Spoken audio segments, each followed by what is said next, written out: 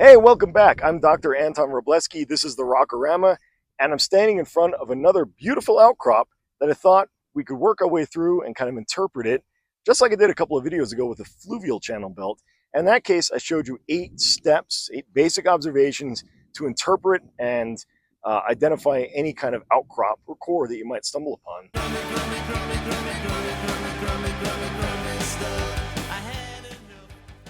In this case, I'm standing in front of what's called the Pine Ridge Sandstone. You probably can't guess why it's called that. It's an outcrop of Cretaceous sandstone that's around 74 to 73 million years old, and we know that based on biostratigraphic data, which also tells us about a major unconformity between the Rockies River Formation and the overlying Pine Ridge, and that is a major clue to identifying the depositional environment. It's on Highway 287 between Laramie, Wyoming and Medicine Bow, Wyoming. So if you're driving up to Medicine Bow, you're going to pass by Como Bluff and some other interesting little geotourism spots, but you'll for sure see the Pine Ridge Sandstone on the south side of the highway. I thought we'd walk through it, interpret it, and there's a cool story to be told here. So without further ado, let's start talking about the rocks. The first thing you'll notice about the Pine Ridge is it's divided into 2 main types of rock. Just like in the last video where I told you the best way to start interpreting a rock outcrop is to make big observations first and then work your way down.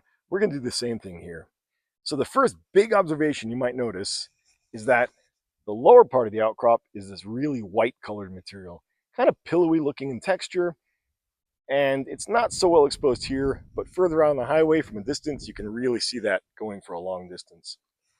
The next thing you notice is that there's a strong discontinuity, a line that goes right between the white lower part of the outcrop and the sort of more gnarly looking, a little bit gray to tan upper part of the outcrop.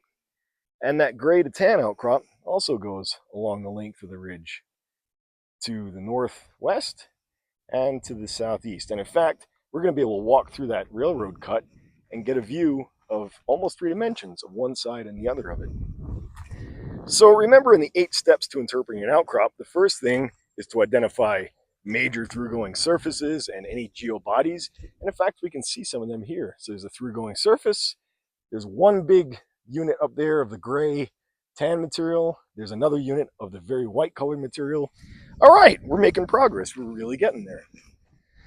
So remember, the next thing we want to do is, after we identify major lithotypes or lithological bodies, and we've got that lower light colored one and that upper gray colored one, we've got a through-going surface. We want to characterize those surfaces and see if there's anything that tells us useful information about how these deposits might have happened. Now, I skipped over the very first step, which is determining the lithology. Is it igneous, metamorphic, or sedimentary, clastic carbonate? The name of this unit is the Pine Ridge Sandstone, so I just took it for granted that it's a sandstone, and it is a sandstone. So we should have determined that for sure right up front, but trust me, it is a sandstone. That's why we're skipping ahead. Looking at the surfaces in a little bit more detail, especially that lower one, you notice there's actually a series of upward and downward cutting surfaces. It's not just a straight linear surface, and especially that one, you can see it's actually scoured out, it's cutting down.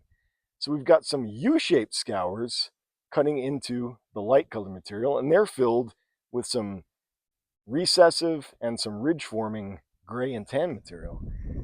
That's telling us something interesting. And we can see low angled accretion sets. This should look familiar to you if you saw the video I did on the fluvial deposits just a couple of videos back. I can put a link in the comments to it. Some of this should start to look familiar. There's a scoured base, there's some big low angle accretion, and you can even start picking out individual bodies in there.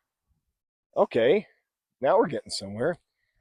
Let's keep moseying along and see what else we can determine from this outcrop before we get up close and put our noses up against it.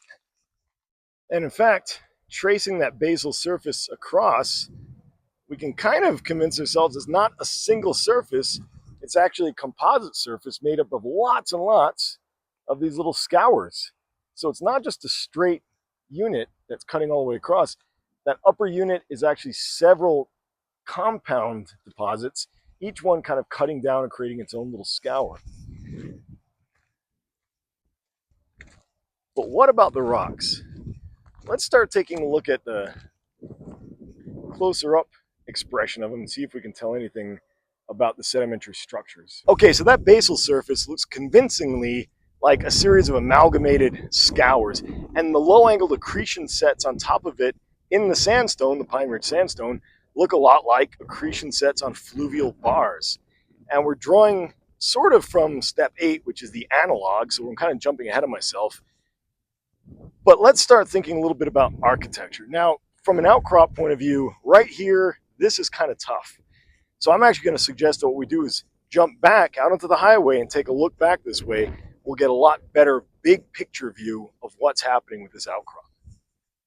And as we cruise along, you can see the variable orientations in the beds in the upper gray part of the outcrop. Unfortunately, yeah, there's a lot of grass, but where the outcrop does peak out, you can see all sorts of different angles and what look like scours in that upper heterolithic gray part. The underlying white part of the outcrop, the Rock River Formation, is a lot more regular in bedding, and that's typical of marine sands, whereas the upper varying orientation in the beds is typical of channelized deposits, things like river deposits or estuaries or even deltas. And we're back from the highway. So we've seen that this lower white colored material, light colored material, goes on and on and on and doesn't seem to have any internal structures to it like scours or anything like that. It's just a fairly uniform, from what we can tell, sheet of sand. This upper one has all kinds of angles and surfaces and scours in it. It looks a lot like a series of fluvial bars cut one on top of the other into each other, slicing and dicing and whacking away. So we're going to jump ahead into our next series of observations, numbers 5, 6, and 7. We're going to look at grain size trends. Is it coarse grain, fine grain? Does it get coarser up, finer up? What happens? We're also going to look at sedimentary structures, and then we're going to start looking for any trace fossils or evidence of what kind of environment this was. Was it marine, freshwater, continental, that sort of stuff. Then last, we'll jump into the analogs. That's always step 8. Starting in this lower white colored material, see some really interesting things already from a distance. Look at that. There's low angle strata, low angle bedding. It's cross bedding. It's not horizontal, it's not lamination, it's actually cross bedding. And in fact, right here, you can see one set of cross beds scoured and capped by another set of cross beds. And cross beds are great flow indicators. They tell you which direction the current was flowing at the time of deposition at that particular spot. In this case, they're all flowing uniformly that way, which is approximately west to northwest. Flow after flow, unidirectionally flowing west to northwest in a sandstone. Now, what size sand are we dealing with? We know it's sand, and it's actually fine-grained to medium-grained sand, maybe fine upper. So it's not super fine sand, it's not powdery, but it's not very coarse either. And as far as we can tell at this outcrop, and again, the exposure is not great at this one, but it's uniform from the bottom to about that bench.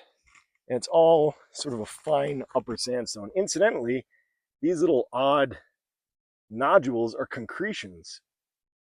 What they formed around is up for debate. They could have formed around little burrows.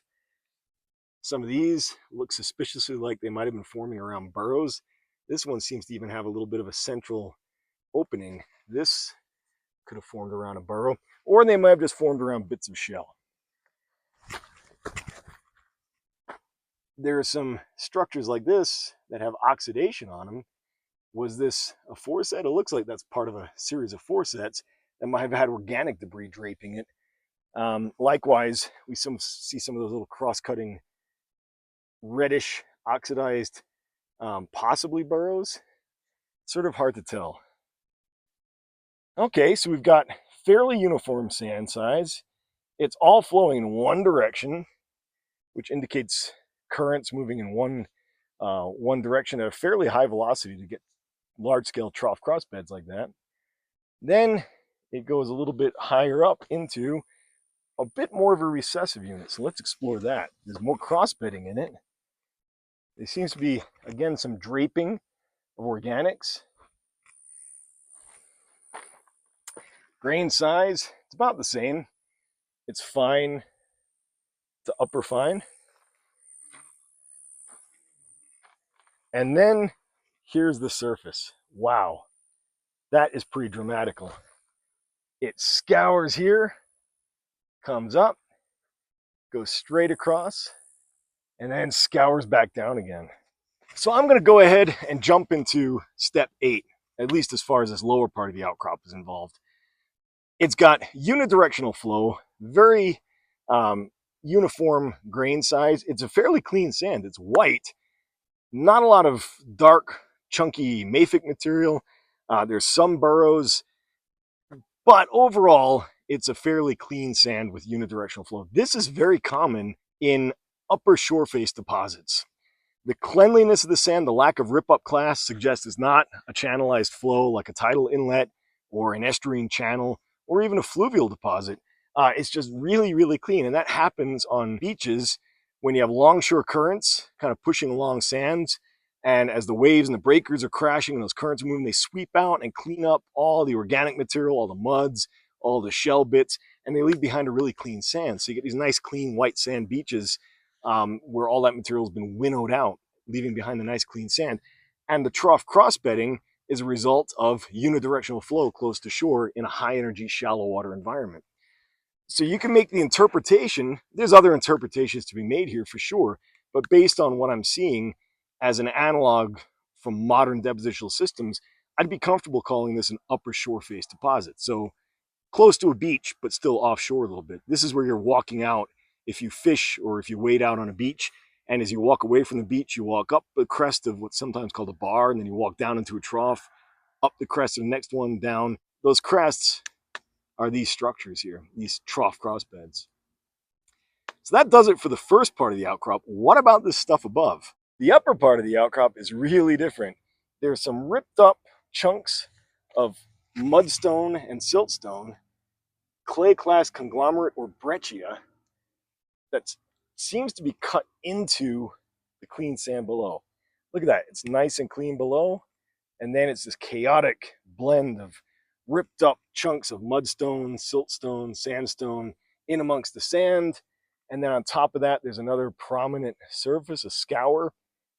And on top of that are these heterolithic, low angle sandstones with rip up clasts on them.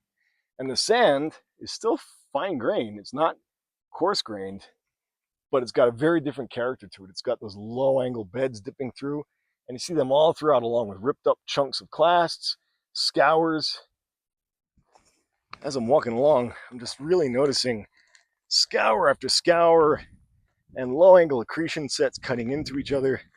Like I mentioned earlier in the video, this really does remind me of a lot of fluvial bars, just kind of cut and sliced one into the other. And all of them cut into and sliced into a near shore face deposit. These rocks were originally deposited at sea level, in the case of the shore face below sea level, and now we're at about 7,000 foot elevation here in Wyoming. And it's because of a regional tectonic uplift that was happening throughout the Late Cretaceous into the Paleocene, and then again a prominent uplift in the Miocene. So we're looking at rocks, and it's confusing, but it's true. There were rocks that were deposited at and below sea level that are now 7,000 feet above sea level. Should have mentioned that in the beginning, but I've taken care of that now. So getting back to the rocks behind me, what do we see? We've come up section a little bit. We were looking down at the base of the channel interval down below, and now we're up in the upper part, and you can really see the prominent scours up here, and you can see the nice low angle accretion sets that, even accounting for the dip of the bedding, there's still low angle dipping in that direction. You can also kind of get the sense that this is finer grained than the material we were looking at before. The stuff we were looking at before was that chunky gray and tan, but look here, it starts to get flaggy and flaky, and then it gets really dark and recessive. Let's explore that and see what that grain size trend tells us, and see if there's any interesting biological structures in there, like trace fossils or body fossils.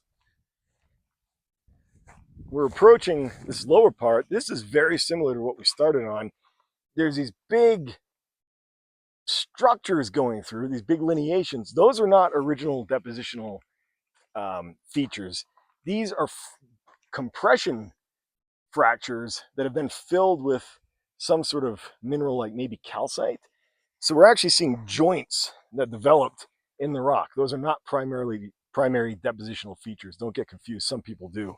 And in fact, here you can see they're hitting at unique angles to these kinds of joints. But the sandstone itself, where you do see primary sedimentary structures, the bedding is still going roughly to the west-northwest.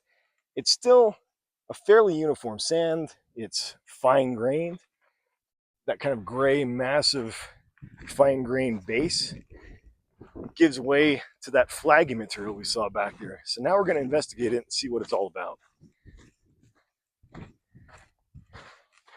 Oh, well, look at this. Here's why it's flaggy.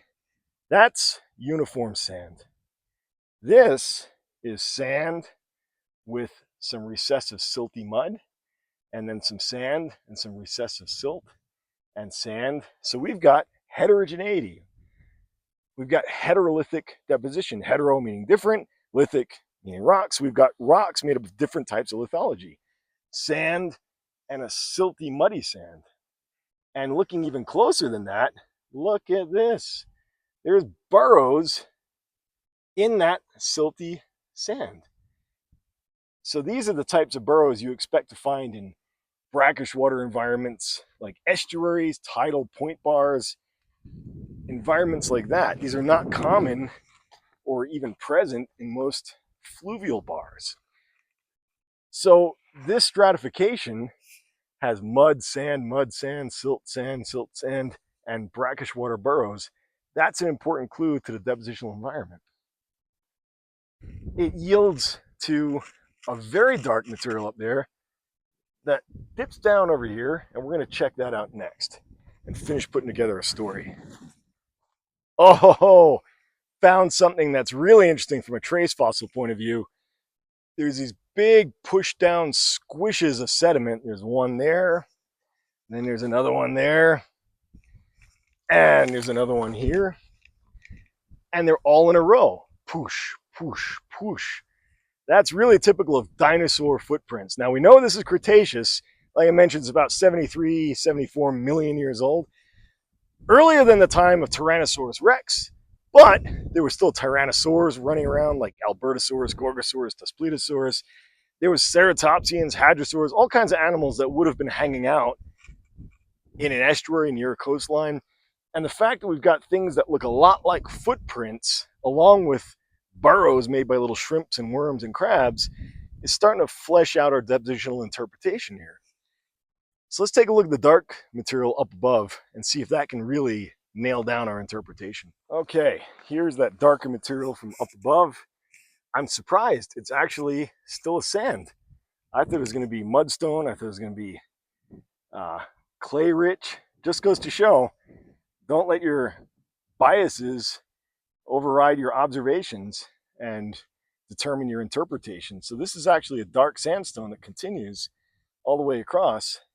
The dark color might be from organic material, but it's organic material mixed into the top of the sand.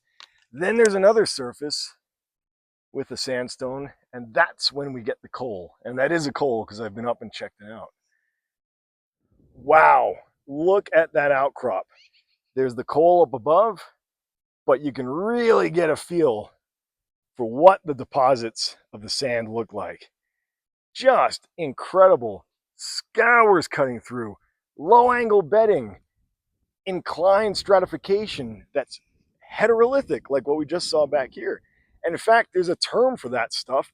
It's called, unsurprisingly, inclined heterolithic stratification.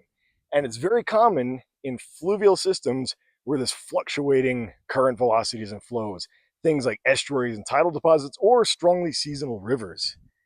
This is pretty spectacular, if I do say so myself. I think we've got enough information now that we can put together a story looking at all the data we have and talk about some analogs. Okay, we've now made 7 of our 8 necessary steps to interpret this outcrop. We've looked at everything from grain size to surfaces to body geometry, which is really spectacularly expressed behind me here. We got it all.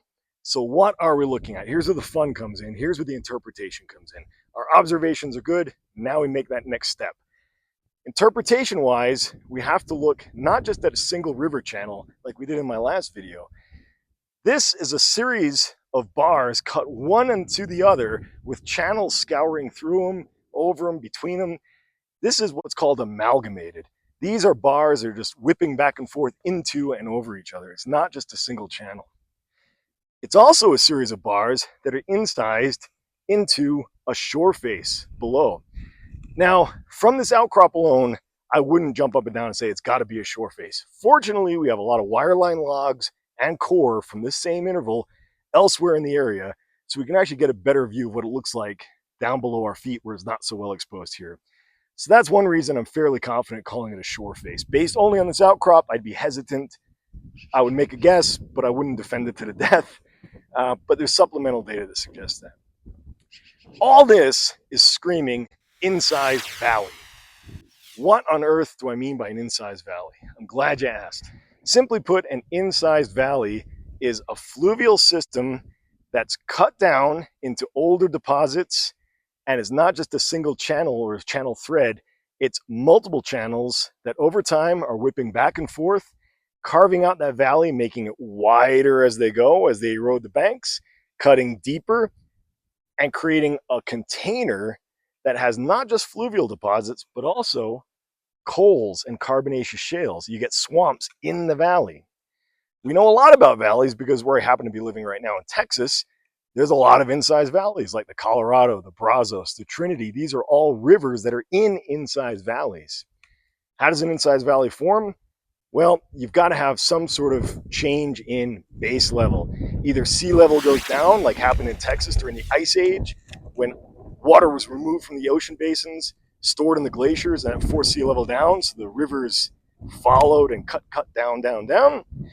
Or you could have tectonic uplift that raises an area up, and the rivers respond by again cutting down. If sea level rises again, then the valley fills in first with river deposits and eventually coastal and marine sediments, unless the sea level rise happens very quickly, like at the end of the last ice age. And the Hudson River Valley off the coast of New Jersey is a great example of an underfilled valley that never got a chance to capture sediment, and instead it's sitting out there on the flooded shelf as a partly empty container. Knowing the geological history of Wyoming here is very important for determining which is which. The mountains were lifting up at the time of deposition of these rocks. That created opportunities for rivers to start adjusting and cutting down into the Western Interior Seaway, creating these valleys. However, there's also such a thing as thermal expansion and contraction of water. So during climate change episodes, like were happening in the Cretaceous, just like they're happening today, hot periods cause the water to expand and rise. Cooler periods cause the water to contract and drop. You mean shrinkage? Yes!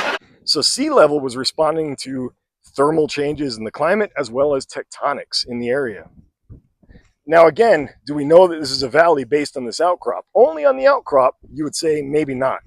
But fortunately, we do have subsurface data that we can track out laterally and be pretty convinced that this is indeed an incised valley cutting into a shore face. This is one of my favorite outcrops for demonstrating the use of trace fossils, sedimentary structures, facies, and lithology for interpreting depositional environments. And it's my favorite incised valley outcrop that I've ever been to. You know, I've been coming here for over 30 years since I was an undergraduate at the University of Wyoming. Rondie Martinson used to take her classes here, her SED-Strat classes. It's the outcrop that keeps giving. I hope you've enjoyed this visit. And as always, thanks for watching, and I will see you on the outcrop. Until next time, take it easy.